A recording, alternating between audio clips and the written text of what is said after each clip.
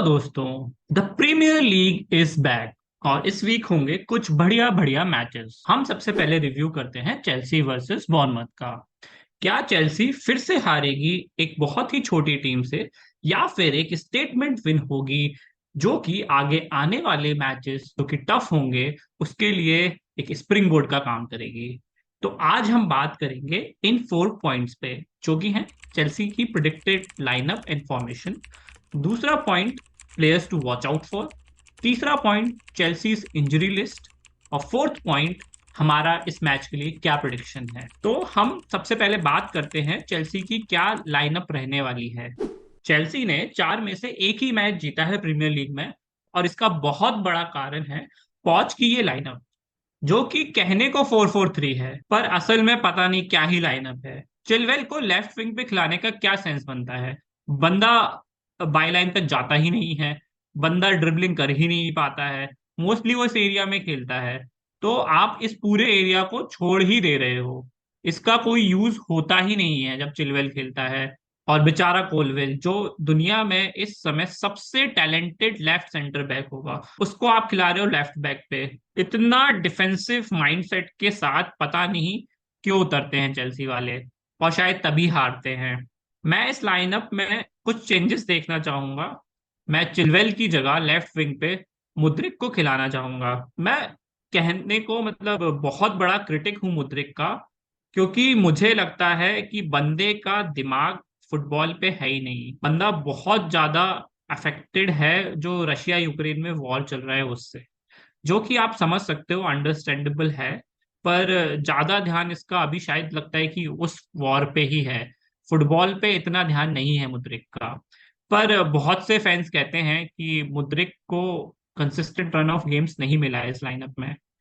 तो चलो भाई, ये भी दे के देख लेते हैं मुद्रिक को। कि एक स्टैट है कि मुद्रिक जब से चेल्सी ने साइन किया है, तब से लगातार मुद्रिक ने 2 मैच स्टार्ट करे ही नहीं है। तो चलो 5-10 मैच दे के देख लेते हैं। आई एम डाउटफुल कि मुद्रिक कुछ ज्यादा परफॉर्म करेगा, पर लेट्स सी। पोटेंशियल लोगों को दिख रहा है, वो समझ रहे हैं, तो मुद्रिक को लेफ्ट विंग पे स्टार्ट करना चाहिए पॉच को। और मुद्रिक करे ना करे, पर चिलवेल तो नहीं करना चाहिए। मैं इस चीज का बहुत बड़ा सपोर्टर हूँ कि जो जिस खिलाड़ी की प्रिफर्ड पोजीशन होती है उसको वहीं पे खेलना चाहिए। और तो चिलवेल तो बिल्कुल ही नहीं खेलना चाहिए। अगर मुद्रिक नहीं भी खेलता है तो मैं किसी विंगर को ही देखना चाहूंगा इस पोजीशन पे, क्योंकि तभी वो इस पूरे एरिया को यूज कर पाएगा और एक दो डिफेंडर को अट्रैक्ट कर पाएगा। अभी आप देखोगे चेल्सी के मैचेस, सारे मैचेस के अटैक्स राइट से ही होते हैं जहाँ पे स्टर्लिंग खेलता है। इसके अलावा बात करते हैं जो कि मैं एक और चेंज देखने चाहूंगा। गैलेगर की जगह मैं देखना चाहूंगा कोल पार्मर को। और मैं कोल पार्मर को विंगर से ज्यादा as a left centre midfielder या number 8 role, advance number 8 role जो होता है उसमें देखना चाहूंगा। तो मैं इसको थोड़ा ठीक कर देता हूँ कि काइसेडो मैं चाहूंगा कि एज अ सीडीएम खेले और अपने प्राइस को जस्टिफाई करे। 115 मिलियन 20 मिलियन में लिया है, तो अब मैचेस को डोमिनेट करना स्टार्ट करे, मिडफील्ड का कंट्रोल रखे अपने पास। और एंजो फर्नांडिस जो थोड़ा सा रिजर्व्ड रहेगा, 2 नंबर 8 के साथ खेले चेल्सी, एक कोल पार्मर के साथ और एक एंजो फर्नांडिस के साथ। एंजो फर्नांडिस को उतना फ्रीडम, मतलब इन दोनों में से थोड़ा किसी के पास ज्यादा फ्रीडम रहेगा तो मेरे हिसाब से कोल पार्मर को देना चाहिए। कोल पार्मर, अगर आप किसी से सिमिलैरिटी देखोगे तो मार्टिन ओडेगार्ड ऑफ आर्सेनल से बहुत सिमिलैरिटी है इसके प्ले में।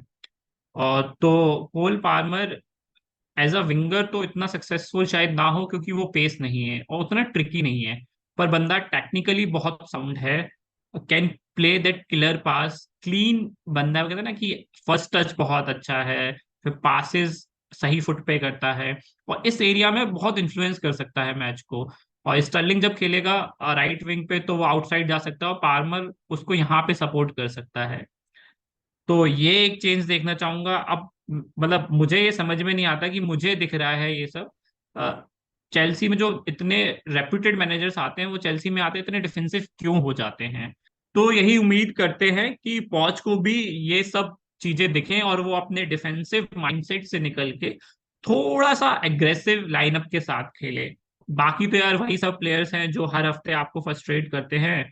बाकी ब्रोजा के आने से निकोलस जैक्सन पे थोड़ा सा प्रेशर बनेगा, उसको भी अब ये समझना पड़ेगा कि अच्छे प्ले से कुछ नहीं होगा। वो नंबर 9 खेल रहा है तो उसको गोल भी करने पड़ेंगे। और ब्रोजा से भी ज्यादा उम्मीदें तो नहीं रहेंगी शुरुआत में, क्योंकि बहुत ही सीरियस इंजरी से आ रहा है। पर देखते हैं, फिनिशिंग अच्छी है उस बंदे की, तो जिस हिसाब से चेल्सी चांसेस क्रिएट करती है, वो अगर इस पोजीशन पे खेलेगा तो गोल कर सकता है। और एक और चेंज जो मैं देखना चाहूंगा कि चिलवेल को मैं देखना चाहूंगा कि वो लेफ्ट विंग पे खेले और लेफ्ट बैक पे खेले, और कोलवेल खेले लेफ्ट सेंटर बैक पे। और डिसासी इतना इम्प्रेसिव नहीं लगा, हाँ स्क्वाड प्लेयर के लिए ठीक है। और मैं राइट सेंटर बैक पे देखना चाहूंगा थियागो सिल्वा को, और मालो गुस्तो राइट बैक पे, रोबर्टो सांचेज गोलकीपर पे। तो उम्मीद करते हैं कि पोचेटिनो इस लाइनअप के साथ खेले, थोड़ा सा ऑफेंसिव लाइनअप के साथ खेले। क्योंकि एक चीज यार ये है कि आप प्लेयर्स को अपने प्रिफर्ड पोजीशन पे नहीं खिलाओगे, तो वही होता है जो चेल्सी के साथ हो रहा है, कोई भी प्लेयर परफॉर्म कर ही नहीं पाता है। अब जैसे कोलवेल है, अगर उसको आप लेफ्ट बैक पे खिलाओगे तो उसकी जितनी जितनी भी क्वालिटीज हैं वो लिमिटेड हो जाएंगी, क्योंकि उस पोजीशन का उसको इतना आइडिया नहीं है। लेफ्ट सेंटर बैक पे कोलवेल से ज्यादा टैलेंटेड इस समय कोई भी खिलाड़ी नहीं होगा। मतलब यार, आई गेट बैफल्ड कि इन कोचेस को चेल्सी में आके क्या हो जाता है। जरूरी नहीं है कि कुछ अलग और कॉम्प्लेक्स करके ही आप सक्सेसफुल हो। प्लेयर्स को उनकी प्रिफर्ड पोजीशन और सिंपल 4-3-3 खेल के आप छोटी टीम्स को हरा सकते हो, क्योंकि इंडिविजुअल क्वालिटी बहुत है इस टीम के पास। फिर जब आप एक बार सेटल्ड हो जाओ, फिर आप छोटे छोटे ट्रिक्स कर सकते हो कि कभी कोई इंजर्ड हो गया तो कोलविल ने एक आध मैच लेफ्ट बैक पे खेल लिया। पर अभी नहीं। और तब करोगे तो प्लेयर्स के पास कॉन्फिडेंस रहेगा, तो वो अच्छा परफॉर्म करेंगे उन पोजीशंस के साथ। या फिर आपको अगर डिफेंसिव खेलना भी है तो आप बड़ी टीमों के खिलाफ खेल सकते हो। मैं नहीं कह रहा कि आप इतनी ऑफेंसिव लाइनअप के साथ मैन सिटी के अगेंस्ट खेलो, क्योंकि वो आपको पिक कर लेंगे। मतलब वो आपके इतना ऑफेंसिव खेलोगे तो वो आपके अगेंस्ट 4-5 गोल कर देंगे। पर यार ल्यूटन टाउन, बॉर्नमथ और इनके अगेंस्ट नहीं यार, इनके अगेंस्ट तो नहीं चलेगा। अब अगर बात करें कि players to watch out for, तो फिर से मेरी नजरें रहेंगी रहीम स्टर्लिंग पे। अभी तक चेल्सी में इसी ने इम्प्रेस किया है। एक हंगर दिख रहा है बंदे के अंदर। और गैरेथ साउथगेट ने इंग्लैंड के लिए सेलेक्ट नहीं किया स्टर्लिंग को, तो इस बात से हर्ट तो हुआ होगा स्टर्लिंग। भले ही साउथगेट कुछ भी एक्सक्यूज दे दे, पर इतने बड़े खिलाड़ी को अगर नहीं सेलेक्ट करेगा तो प्लेयर तो अपने आप को प्रूव करना ही चाहेगा। इसके अलावा एंजो फर्नांडिस एंड मालो Gusto have very good international matches. Enzo scored a goal for Argentina, जो कि अभी तक चेल्सी के लिए नहीं कर पाया है वो प्रीमियर लीग में। Gusto was also very impressive for France, registering 3 assists in 2 matches. बाकी मैं कोल पाल्मर की पहले ही बात कर चुका हूं कि मेरी नजरें रहेंगी कि पोचेटिनो उसको कहाँ खिलाता है। अब बात करें चेल्सी की इंजरी लिस्ट की, तो इसके बारे में बात करना जरूरी हो जाता है, क्योंकि चेल्सी की इंजरी लिस्ट है ही इतनी बड़ी। आधी से ज्यादा टीम तो चेल्सी की इंजर्ड ही रहती है। अब इसमें एक खिलाड़ी का नाम और जुड़ गया है, वो है रोमियो लाविया। बंदा बिना मैच खेले ही इंजर्ड हो गया। 60 मिलियन का प्लेयर अभी तक डेब्यू भी नहीं कर पाया है चेल्सी के लिए। सुनने में आ रहा है रिपोर्ट्स के अकॉर्डिंग कि एंकल इंजरी हुई है ट्रेनिंग में, और कम से कम 2 महीने के लिए तो बाहर है ही। इतना डेटा डेटा करता रहता है, बोली कि हर चीज में डेटा यूज करके चीजें करूंगा मैं। पर साइनिंग्स देख लो तो पता नहीं कहाँ चला जाता है डेटा, क्योंकि सारी साइनिंग्स जो है वो इंजरी प्रोन करी हैं। एनकुंकू इंजर्ड है, फोफाना तो जब से साइन किया है तब से इंजर्ड है। रीस जेम्स को तो हर 4 मैच के बाद इंजरी होनी ही होनी है। ऐसी ही आधी से ज्यादा टीम इंजर्ड रहती है। पर चलो फोकस करते हैं कुछ पॉजिटिव न्यूज पे। रिपोर्ट्स के according Armando Broja is very close to full fitness and he could feature against Bournemouth from bench, जो कि चेल्सी की स्ट्राइकिंग डिपार्टमेंट के लिए एक बूस्ट रहेगा। और डिफेंस में देखें तो बादिया शीले भी बहुत करीब है फुल फिटनेस के। बाकी रीस जेम्स का भी कह रहे हैं कि बेंच पे हो सकता है।